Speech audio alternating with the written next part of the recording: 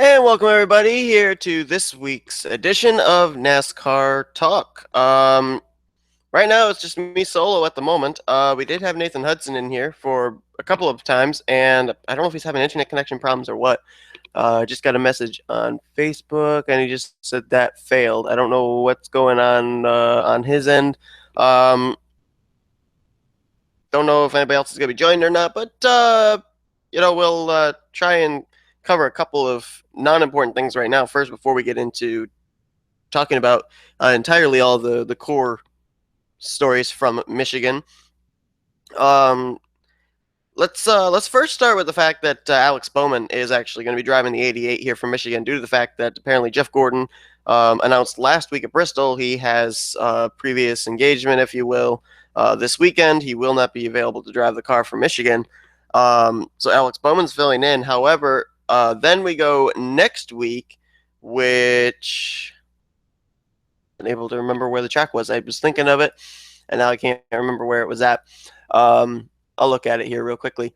But there was a running discussion a couple of days ago with me and some other people in TeamSpeak, and we were talking about the fact of why has Hendrick gone with Gordon so much as a fill-in driver when they clearly have somebody like an Alex Bowman who would be able to fill in every single weekend. Why would they be doing that? And there's a couple of scenarios out there of why this could be. The first one, I think, was they were expecting Junior was going to be able to come back after about 2 or 3 weeks. They weren't expecting this to be a long-term recovery for Dale Jr., and so therefore they thought that Jeff Gordon would be able to, since he had been, if you will, the most recent driver in the series, since he had just retired after 2015, as opposed to Alex Bowman, who I don't think had been in the car since 2014. It might have actually been 2013, but I'm not exactly sure. And the number of times that Bowman failed to qualify anyway in the last season they raced Sprint Cup. I think they thought that there'd be a better chance of keeping the 88 car up there in the point stand so that when Junior did return, then he'd be able to get a victory and he would be able to have an opportunity at making the chase. And we had Chris Washer here for just a moment, and he just left. So, okay. So I think that what Hendrick did was they didn't see it as a long-term recovery for Dale Jr. Would have now is, though, even when you look back at Bristol, it's pretty obvious now Dale Jr. is not going to be coming back for a couple more weeks. Why do you keep it going with Gordon? Put Bowman in the car, until Junior comes back. I'm still looking to find out on the schedule what the next race is after this. And I'm going about it actually somewhat the wrong way because it's taking forever to load up NASCAR.com. Oh, there's Chris. Hey, Chris.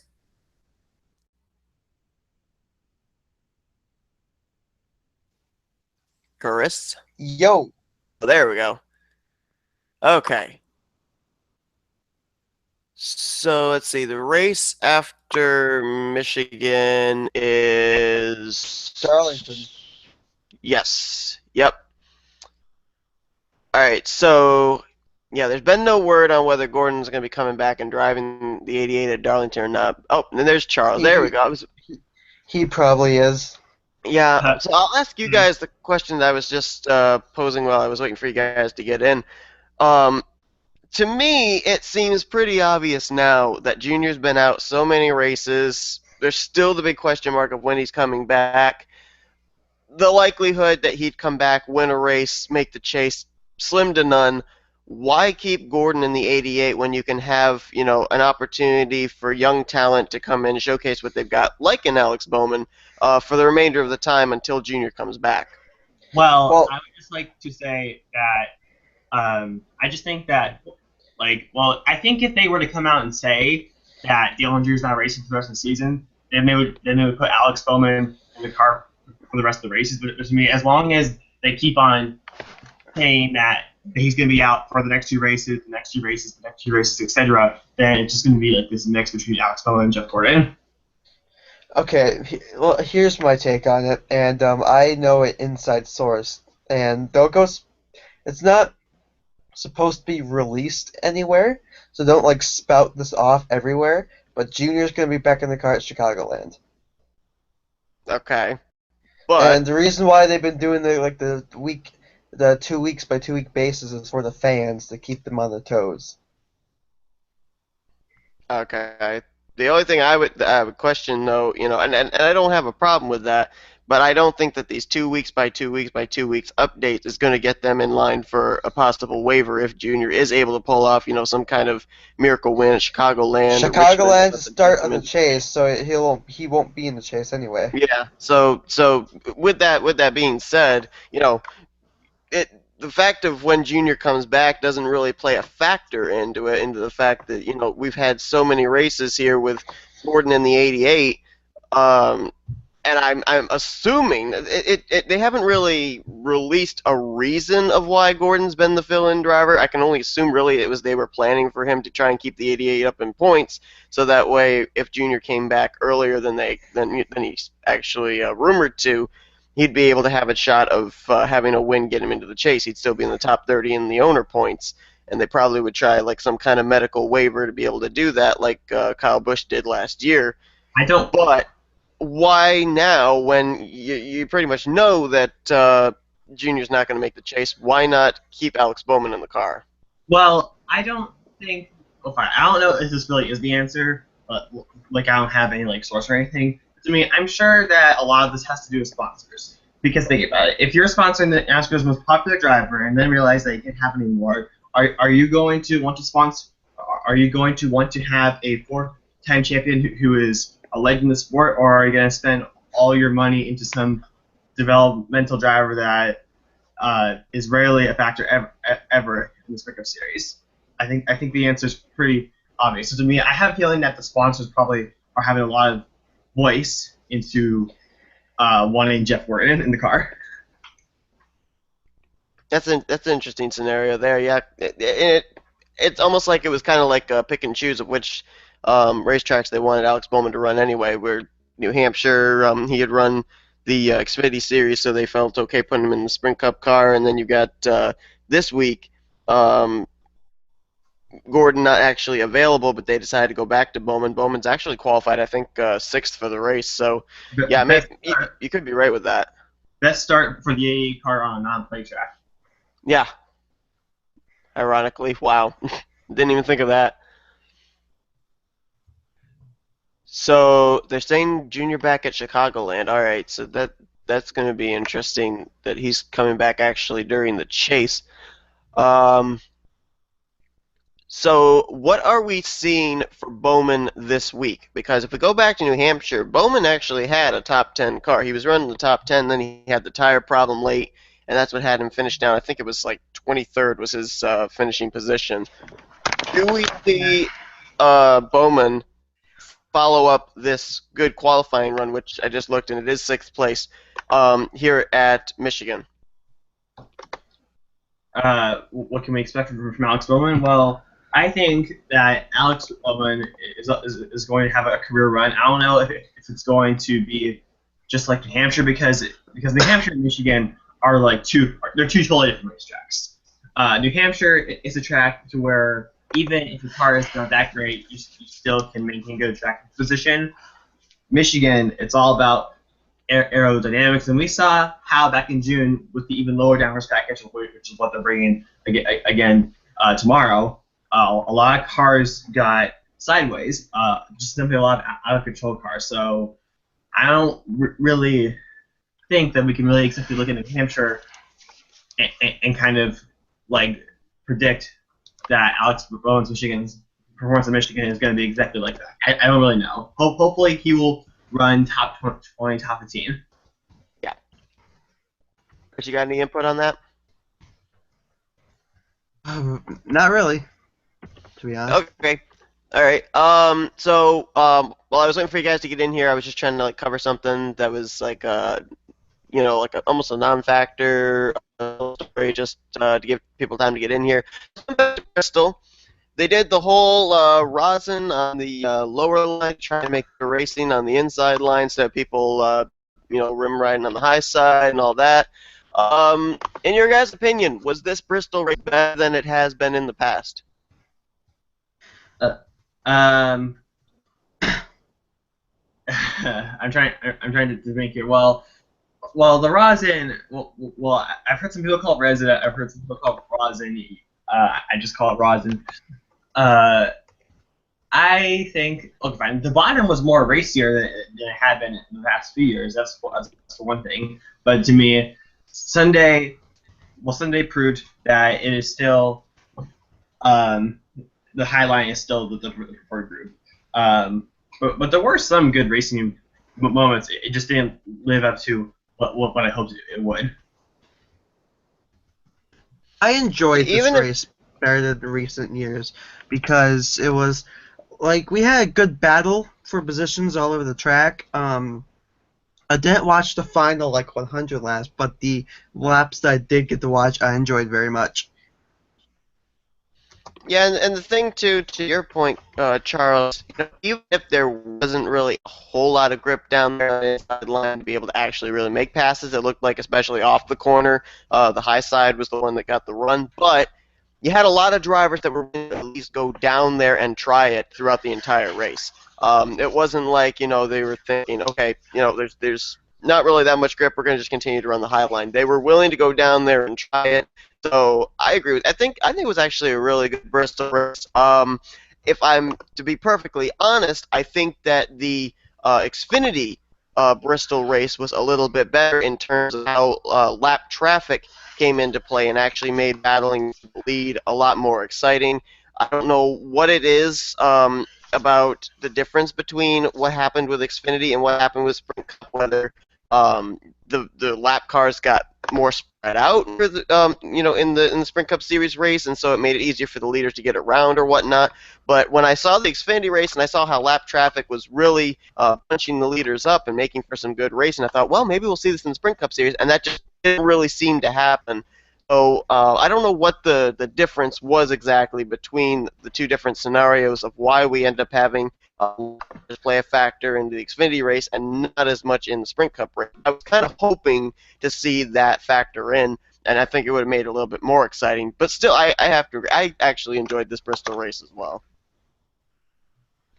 So Kevin Harvick ends up taking the victory. Amazingly enough, and I can't believe I'm saying this, we're more than halfway through the season. We're getting close to the chase. This is only Harvick's second win of the year. Do we start to see more of the usual Harvick of what we saw in 2015 now that they finally have found their way back to victory lane? It might have not have been like they had just found their way back. They might have just been taking it easy for the whole season because, they already had a win to lock themselves into the chase. Once that chase starts, Kevin Harvick and guys like Jimmy Johnson, who've been playing it cool ever since they got their first win, they will go all out every single race. Well, I gotta say that it was nice to see Kevin Harvick win at a track that was not Phoenix. For a while there, I kept on thinking is Harvick just only gonna win at Phoenix? So it was nice for him. It was nice to see him see that he can still win at our tracks. But to me, I think Harvick in this 14 made a statement that hey, we're not out of it yet. We still have the speed to beat the Gibbs cars and the Penske cars. And I think they definitely are going to be a factor when the chase starts.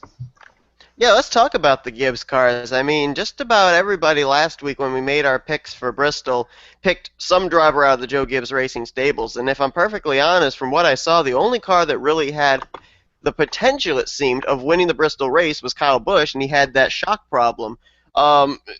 Is this where we start to see Joe Gibbs Racing taper off a little bit in the fact that now teams like Stewart-Haas Racing, like Hendrick Motorsports, they're starting to realize, okay, this is where we're a little bit better than the Joe Gibbs cars. We can start to level the playing field as the chase draws near.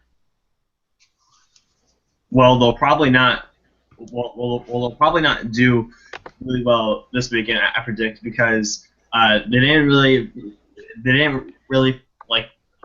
have like anywhere near like a winning performance in the first Michigan race. And so far, based on practice and qualifying speeds, they're not doing that again. So for me, I don't see Joe Gibbs racing perform well this week, but it'll be interesting. To see if this tampering off it, they're calling it, it shows effect at Darlington and Richmond. Yeah, looking here at the Joe Gibbs Racing qualifying, third place, highest starter, Denny Hamlin. Then you got to go a long ways down to 9th before you get to Carl Edwards, down to 13th for Matt Kenseth. If you throw Martin Truex Jr.'s Toyota in there, he's starting 14th and Kyle Busch in 16th. So yeah, only 2 of the Joe Gibbs Racing cars inside the top 10 for the start of the race, only 1 in the top 5.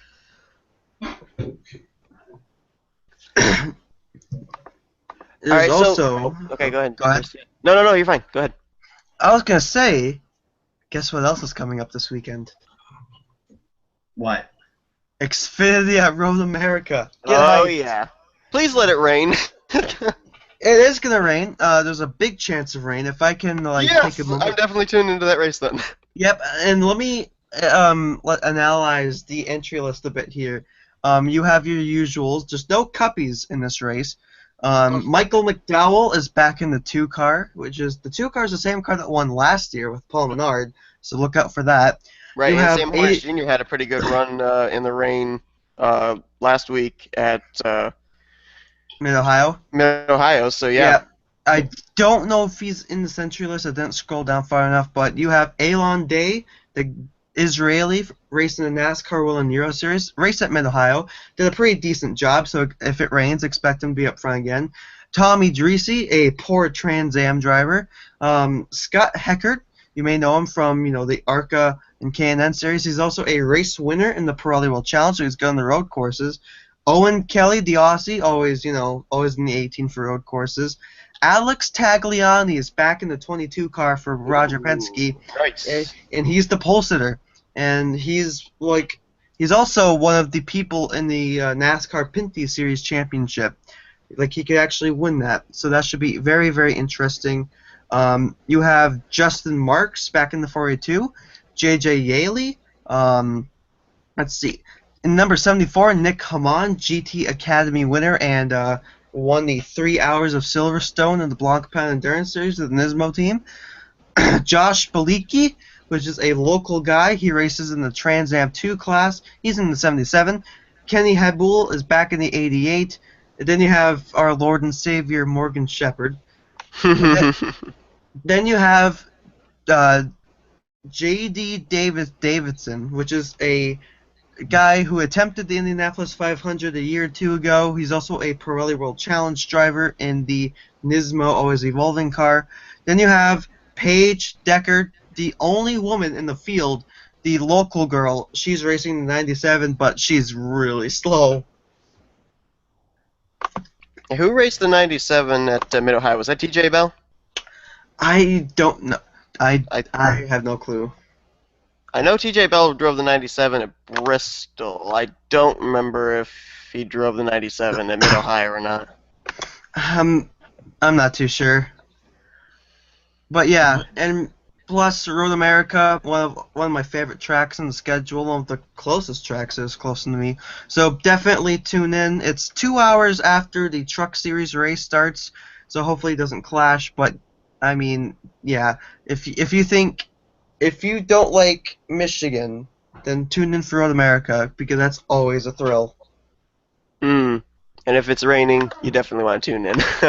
Oh yeah, if you missed Ohio, you missed Mid-Ohio, you missed out on one really good road course race. And 2 years ago, when Brendan Gaughan won? Yeah. Yep. Rain is the great equalizer. It is. There's no doubt about that. No doubt about that. I don't know. I think Brendan Gaughan actually had a good car that day. What was amazing though in that race 2 years ago was how on the final restart Alex Tagliani went from 24th to second. Yeah. If anyone remembers that. I believe Alex Tagliani is a former champ car driver, so they raced at Road America. He knows how to get around that track. In the rain, he races like Pinty's in the rain sometimes. Yeah, I would say the drivers to look out for if it rains Alon Day, Alex Tagliani, maybe Owen Kelly. I'm not too sure about him yet. And Eric, then you have the usual Eric Jones, Daniel Suarez, um, Michael McDowell. Don't forget about him, and maybe Darrell Wallace, but I'm not too sure about him. I'm looking right now at the chase clinching scenarios for Michigan. Now we've already got 10 drivers already clinched into the Sprint Cup Series chase. They would currently be Keselowski, Kyle Busch, Carl Edwards, Jimmy Johnson, Matt Kenseth, Kevin Harvick, Kurt Busch, Joey Logano, Martin Truex Jr., and Denny Hamlin. They right now with a win are locked in with the fact of the gap they right now have between themselves and the top 30 in points. The only other two that have wins that are not yet far enough away from top 30 in points to make it would be Tony Stewart and Chris Buescher. Tony Stewart's pretty much a given. I think he's 91 points ahead of 31st place. They're saying that more than likely this week, if he can get like a top 5 finish, he'll have the gap enough that he'll be clinched in. Of course, Chris Buescher, after a really good run last week at Bristol, has now opened the gap between himself and 30th in point standings, which I think now is David Reagan. So if he can just continue to finish ahead of David Reagan, he'll be in. But I'm looking here, and they're saying from Austin Dillon on down to Eric Almirola right now. Those are the drivers that, right at the moment, could lock up a spot in the chase for the championship with a victory. Do we see a track like Michigan as a place where somebody like a Chase Elliott, a Ryan Blaney, an Austin Dillon, and maybe an AJ Allmendinger can find victory lane, make their way into the chase as a first-time winner in 2016? Nah, I think Michigan usually favors experience, and when you have extra low downforce, not only is it much easier to pass, but also it favors I just think it simply favors those experienced. Do we see Michigan in the same boat as Auto Club and Chicagoland in the terms of it could be a highline track and favor somebody like a Kyle Larson? They actually used a machine called the Tire Dragon to actually widen out the racing groove, so maybe. We're gonna have to see about that. While we're talking about Michigan, let's do our picks for Michigan. So we're going to give you guys who we think is going to win the race or dominate the race overall and going to be the race winner. We're going to give you a dark horse, somebody you might not necessarily pick for your fantasy list, and then a driver to stay away from it. You should not pick at Michigan. So, Charles, who have you got this week for Michigan? Okay, so I picked to win. It's pretty obvious. Joe Logano. If you just look at it, I think that there are just a couple of main big things going his way. He won the race in June. That also was the same race that had the extra low downforce package, and of course we're using the extra low downforce package again tomorrow. He's won Michigan before, a two-time winner, and I also think that Logano has interestingly been performing under the radar throughout a lot of 2016, especially after having such a great year last year. I think this is where Logano gets the second win of the year.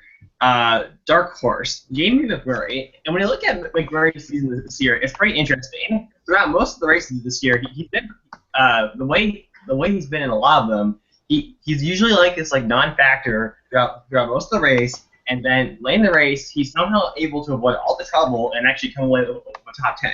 I have a feeling that he'll probably do that again. Plus, he got a top 10 that can do well. Driver to stay away from. Trevor Bayne. I just have that feeling that he's going to be out of control. Plus, Bayne took Jimmy Johnson with him back in June, so there's also that. So Trevor Bayne is the driver to stay away from. All right. Chris, who you got for Michigan? I know that this is, if you will, one of the home tracks for you, so who you got? As much, let's see here. As much as it pains me to say it, I think it might be Joey Logano that has this down because he's been fast all weekend. Much as I don't like the guy, he's pretty quick. Dark horse, I would say Greg Biffle. Greg Biffle has been in the top 12 in qualifying yesterday. He's pretty quick. He hasn't been doing too well this season. He might be the one to look out for. And the driver to stay away from, let's take a look here. It's gonna be Brian Scott. Brian Scott is just terrible week in and week out. He always crashes in some sort of way or another. So yeah, stay away from Brian Scott if you're picking him for fantasy. Brian Scott had Archer Briggs last week at Bristol. Yeah, he did. Yeah, he did. As Kyle Larson found out. I think this is the first time on NASCAR Talk we're actually going to be sweeping the board with our winners picks. I'm also going to go with Joey Logano just because I think that the earlier season race at Michigan was a showcase for Joey Logano, showing that he really knows how to get around the racetrack with the kind of low downforce package we have. He led 138 laps of the 200-lap event, and that was from starting on the pole in the first Michigan race as well that he won the race from. He's showing again he's got the speed. I think that he's going to be the car to beat. The only way I can really see Logano losing this race is if it comes down to maybe fuel strategy or you end up having a late race caution, but I think you're going to see him out in front for most of the race. For my dark horse, I'm actually going to go with two drivers because I think two drivers really have an opportunity here. One of them I think is Chase Elliott. I'm not going to go out and say that Elliott's going to get his first win of his career here because I think he'd have to battle with the 22 of Logano, and I don't think he'd get it done. But I can definitely see Chase Elliott getting a second-place finish to Logano at this track. He's really good here. He's got great average finish when it comes to this particular racetrack. In his last start, he ended up finishing in the second position. So, it was behind Logano. And he actually spent some time out in front, too. He led 35 laps. So I think this is an opportunity for Chase Elliott, a team that, if we're quite honest, has actually been struggling the last couple of weeks and needs to keep himself up in the points to be able to make the chase. And my other guy for a dark horse would be Kyle Larson, another team that is really struggling right now.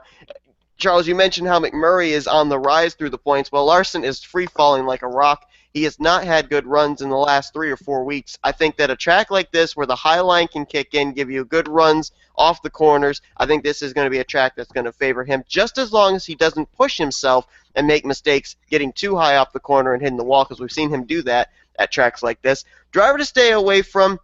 I picked two young guns for my dark horse. I'm picking a young gun to stay away from, and that's Ryan Blaney, because this team at the moment is really trying to keep themselves in contention to be in the top 16. I think that you're going to see at this racetrack he's not going to be able to make up a whole lot of ground, and the numbers really aren't there for Blaney either. In 3 career starts, he's got an average start of 9th place, and he's qualified well for this race too. I believe he's starting in the 6th position. No, not 6th, I'm sorry, 7th place. But in those 3 starts, he's got an average place finish of 21st. So the finishes do not follow up the qualifying results for Ryan Blaney at Michigan.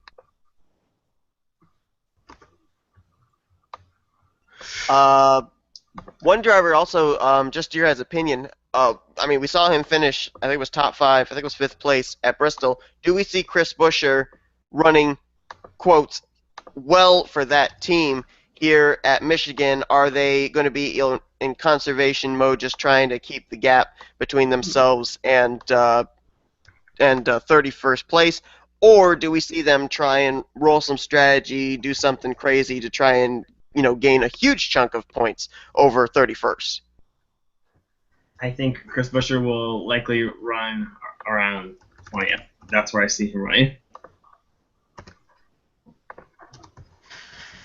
Chris Buescher will run around top 20 area. Yeah. I was pretty impressed with his run at Bristol. And one thing that I had to remind myself is okay, now that Chris Buescher has that win, Roush Family Racing and Ford are putting a lot more support into that 34 team now because now they know that they can make the chase. So I think that probably is one of the main reasons why Chris Buescher ran so well. But I was still impressed. He made the final round for the first time ever in his career. He ran to the top of 15 throughout most of the day, and he was able to escape all the carnage and get a top 5 finish. Yeah, I agree with you because you saw Ricky Stenhouse Jr. and Trevor Bayne also running pretty well at Bristol. So yeah, when they made that whole announcement about how Roush Fenway Racing has now stepped up and given more equipment to that 34 team, yeah, I think that definitely played a huge factor into why he was running up where he was at the end of the race.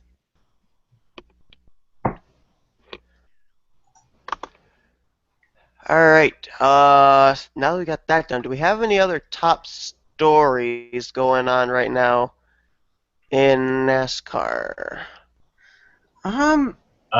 We could devote the next like 30 minutes or so to like the Arcane games. I don't know. Yeah, Because the throwback games keep on coming. yes, they do. Matt Kenseth releasing one a couple of weeks ago.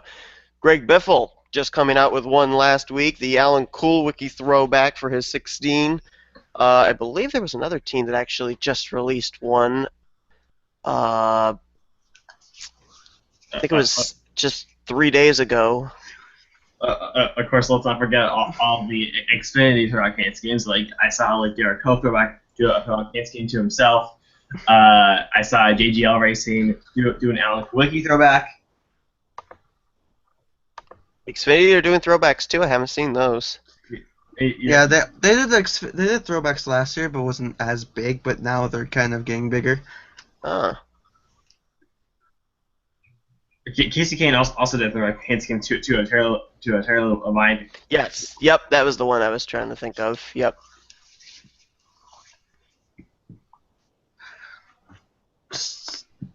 I have an idea to fill in the show some more. Not NASCAR related, but if any of you guys are like racing, like me, here are the stuff that's going on this week. You have, let's see here, the European Le Mans Series at Paul Ricard. Along that, you have the Michelin GT3 Le Mans Cup, which starts just a few hours from now. Renault Sport Trophy, Formula Renault, Euro Cup 2.0. Then you have at the Hungaroring, the Blancpain Sprint Series, just the GT3 series, absolutely amazing. Then tonight, 11:30 Eastern Time, you have the Suzuka 1,000 kilometer race for Super GT. That's going to be broadcasted live on the internet on Nismo YouTube channel, English commentary. Then you have V8 supercars and all of their support events at Sydney Motorsports Park. Then you have, let's see here, of course, Formula 1 at Spa-Francorchamps, GP2, GP3, and the Porsche Mobile 1 Super Cup there also. Then you have British Touring Car Championship and all their supports at Rockingham, which actually Joshua Collins is going to be there, so he might be on TV. Ooh. And there's something else. Yeah. The rest of the IndyCar race. Yes. Yes, I forgot about that. Oh yeah, they gotta finish off the IndyCar race that they never did finish. IndyCar at Texas, and also IMSA at Virginia International Raceway with a GT-only race, and that should be very exciting. James Hinchcliffe has been the leader of that race for like 70 days now, or something. Can he finally finish it off and get the checker flag? And also right now, in obscure racing series stuff that nobody watches but me, there's a 8-hour race at Oscherleben in Germany, and it's a motorcycle endurance race. And where's it at? Oscherleben in Germany. Oh, okay. I've seen a motorcycle endurance race at Daytona. It was actually pretty cool. The Daytona 200, yep, that's every year, but sadly it's not very big. It's broadcast live on it's broadcasted live on Fans Choice TV for every March. So if you guys are interested in that, check that out. But this is the FIM Endurance World Championship, and what they have on the schedule, let's see here. They have a 24 Hours of Le Mans, which is actually not their biggest race. It's a race on the Bugatti circuit, not on the full Sarth circuit on the street and the highway. Then they have the Suzuka 8 Hours, which is their biggest race. Then that was like a few weeks ago. Then they have the 12 Hours of Portimao, which actually this year they had a great photo finish in there. Look that up online if you want. Then you have the 8 Hours of Oscherleben, which is right now on Eurosport 2. You can find the stream on Crick Free. And they're having a winter season this year, and they're starting off in October as the 24 Hours of Bull Door at Magny Cours, or it might be Paul Ricard, I don't know. But yeah, it's a very obscure racing series, but if you like superbikes and endurance racing, and if you like the mixed, that's a series for you. I find it ironic too. I had forgotten about this. They mentioned it. I think it was last week. But Michael McDowell driving the two-car for Richard Childress Racing this week in Xfinity at Road America. 2 weeks ago at Mid-Ohio, Sam Hornish Jr. drove the car. Well, Sam Hornish Jr. this week was practicing and qualifying the 95 car for Michael McDowell in the Sprint Cup Series at Michigan, and McDowell is driving the two-car that Hornish drove 2 weeks ago. So a little bit of irony there. a little flippy flop in the situation there. Yeah, exactly. And I'm trying to see, actually, I didn't actually look to see where Hornish did qualify the 95 car. I'm pretty sure the 95 made the race, but I don't remember where it qualified. I got to bring up the list here and look. And Hornish qualified it in 35th position. So that's where McDowell will be starting the 95 car from on Sunday. But I'm actually really, to tell you the truth, I'm really looking forward to, even if it's not going to rain, we know Michael McDowell is actually a really good road course racer. We saw him showcase what he's able to do with a somewhat decent run at Watkins Glen. I think, to be honest, I think McDowell, this could be a good opportunity for him to maybe find victory lane again in his career, albeit in the Xfinity Series. But he's in good equipment. We saw Hornish Jr. be able to get a top 5 run at Mid-Ohio. So the only question I have is, how much rain experience does McDowell have? It might be a lot, because Michael McDowell used to race in the Champ Car World Series, and if you guys remember that, he might have raced in the rain a bit. I don't know how long he lasted there.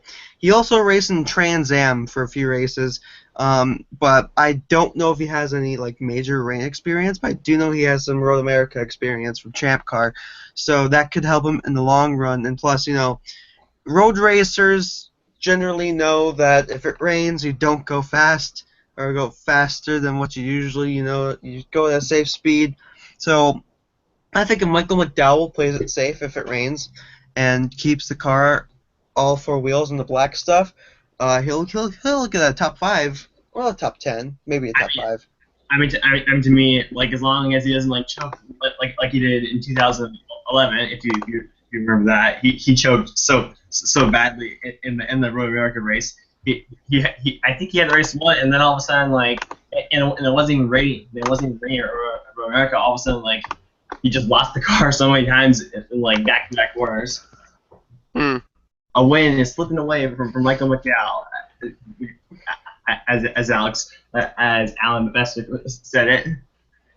And you mentioned McDowell making the mistakes. Well, when I remember watching the Mid-Ohio race, they had built up the fact that Owen Kelly was a great road course racer. He was in good equipment and everything. And I think that out of the cars that spun early on, 2 of those spins were Owen Kelly. So do we see the same thing from Owen Kelly this week at Road America, or does Owen Kelly learn from Mid-Ohio and actually, he's qualified for 4th for this race? Do we see a more conservative side of Owen Kelly, or are we going to see still him spinning out and making the mistakes?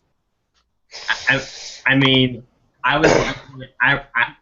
remember laughing when he spun out from the lead, especially after all the talk about him being a great road course racer. I just had to laugh. Yeah.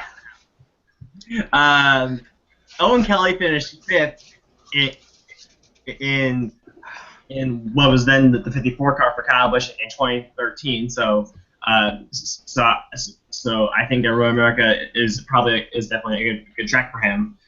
We'll just have to see. With rain a factor in the weather potentially, do we see Justin Marks maybe going 2 for 2? I mean, he pretty much proved he was the dominant car once the rain began at Mid-Ohio, and he's qualifying up in the 3rd position, so he's going to have track position on his side when the green flag drops. Justin Marks, if it rains, does he go 2 road course wins in a row? Justin Marks, I think he can go 2 wins in a row because he raced in the Lamborghini Super Trofeo North America Series at Road America this year earlier this year with when the IMSA or the Tech Sports Car Championship with there. I don't know if he won a race because there's like multiple classes. There's like 4 or 5 classes in that championship. I don't know which class he was in, but he did race there. He knows how to get around Road America in a sports car. I think he raced Road America last year in a stock car, which is, the Xfinity series.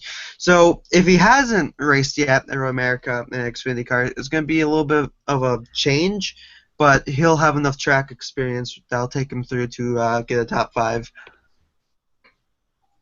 I don't know. I think Justin Marks is probably looked at as the favorite, especially after what he was able to do in Mid Ohio. So I wouldn't be surprised if Ganassi was, looking for him for a full-time Xfinity deal sometime in the future.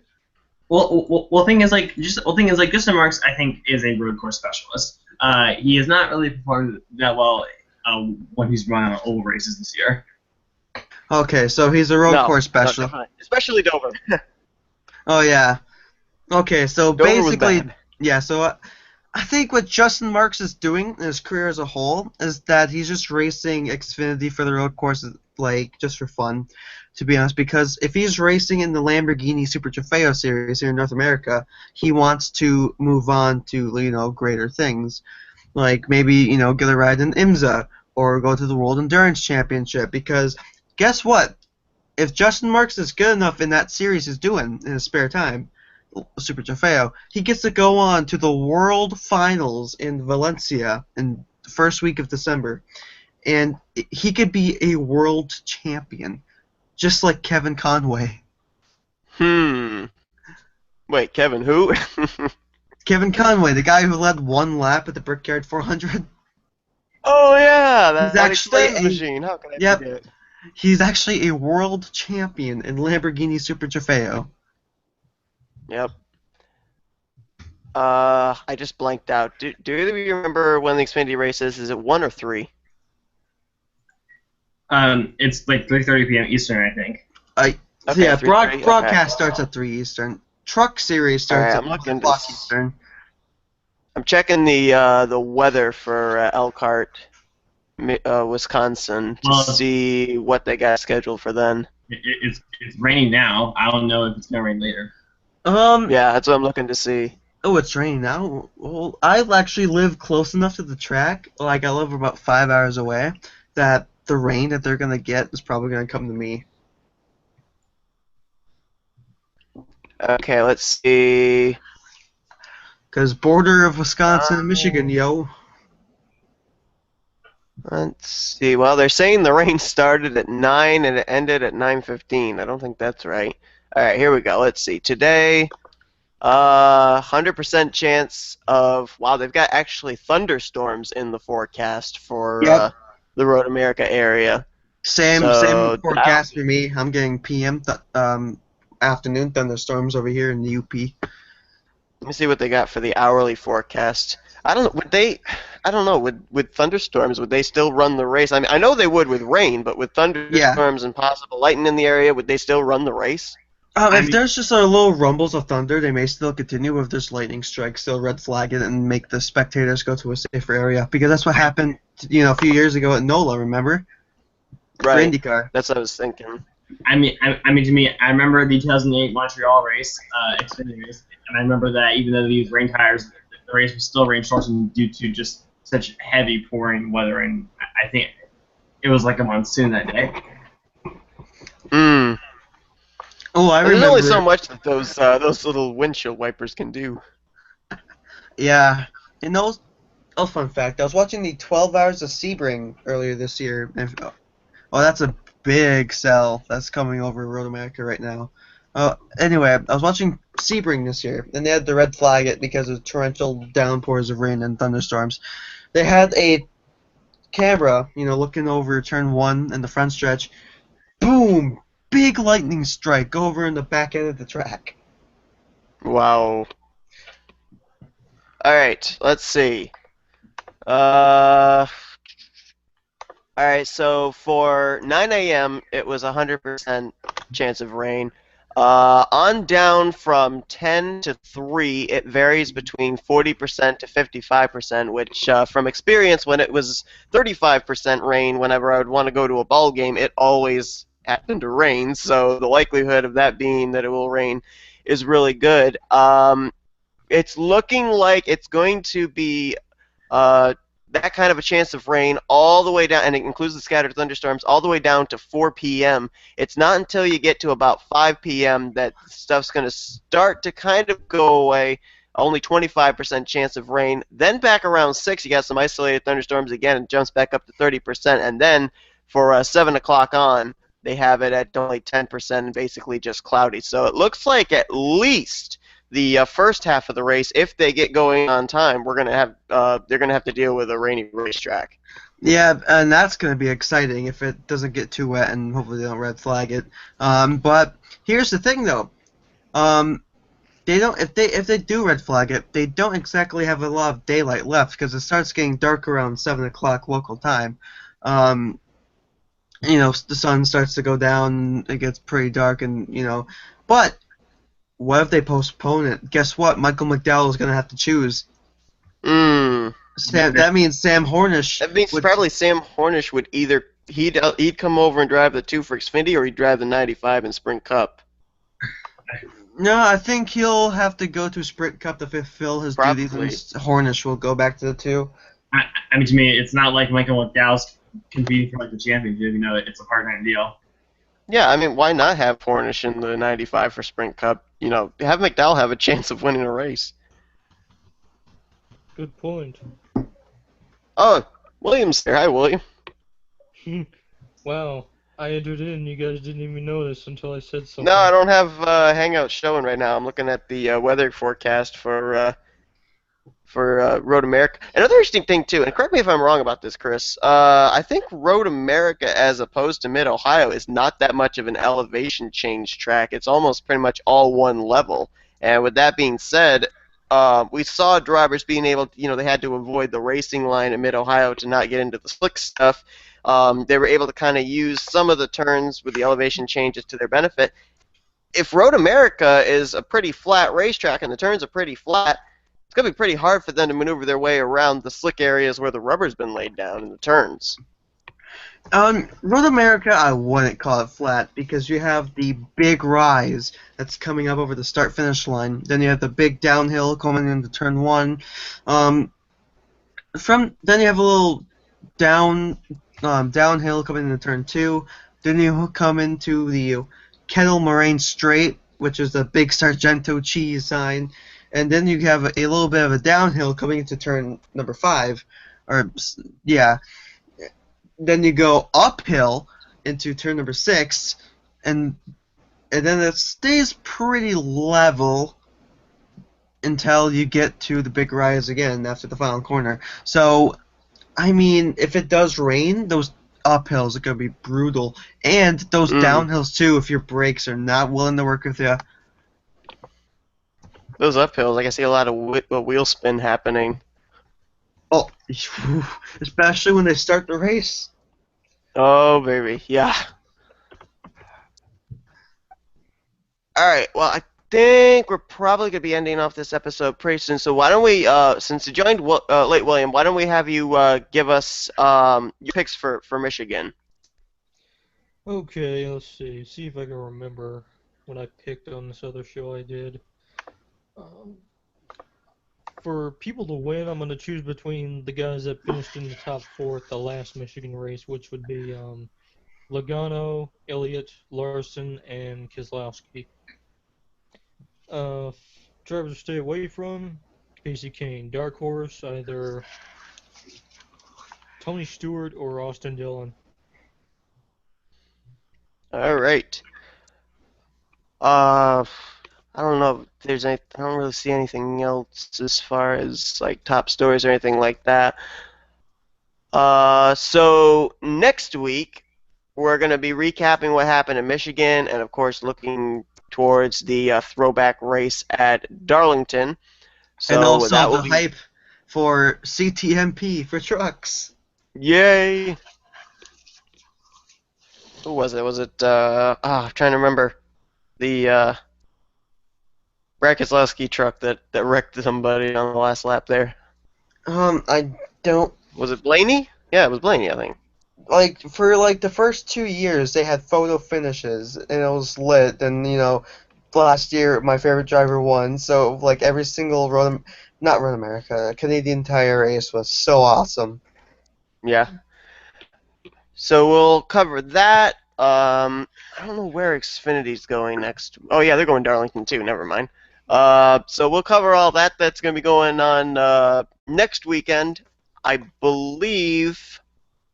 Yes. Next week we will be running on a Saturday. We will not have to do it on a Friday. I don't have any auctions next weekend, so we will be here Yay. on a Saturday morning.